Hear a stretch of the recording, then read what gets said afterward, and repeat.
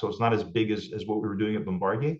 But in a nutshell, this is all I've done. And, if ever I go someplace else, it'll be in aviation. There's nothing better than this industry, full stop. So talk to us a little bit more about the leasing world, right? And just for some of the more younger professionals out there, right? What is leasing? How does it work? Why do airlines want to lease aircraft? So the best analogy, right? And since I'm a massive car buff, right? The best way to explain aircraft leasing is in terms of car leasing. Okay, it's more complex, of course, because you're looking at a piece of machinery that you can basically place anywhere in the world, right?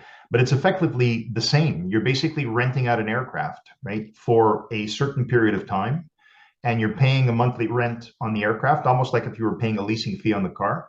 The only difference is that with a car, you're fully responsible for your own maintenance, whereas with a lease, you're paying into a what they call a maintenance reserve fund, right? So you're basically putting a pool of money together for all future maintenance events. So you're basically paying for the utilization that you have on the aircraft. Okay.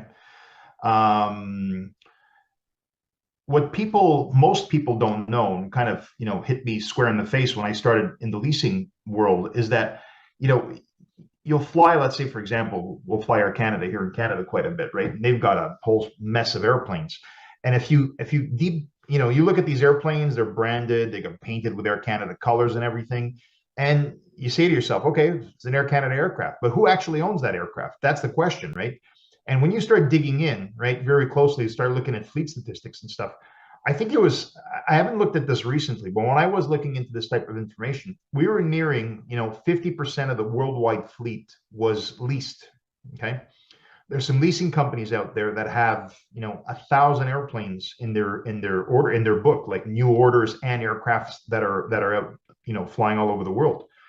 For an airline, right, leasing is a very interesting perspective, because when you start getting into the larger airplanes, you're talking about airplanes that are costing you hundreds of millions of dollars. It's not like small pocket change, right? So for for an airline, right, who typically is airlines don't make some airlines make a lot of money. Most of them are sort of like break even or at the brink of destruction on any given month, right? Cash flow and preservation of cash is probably the most important thing that these guys can do.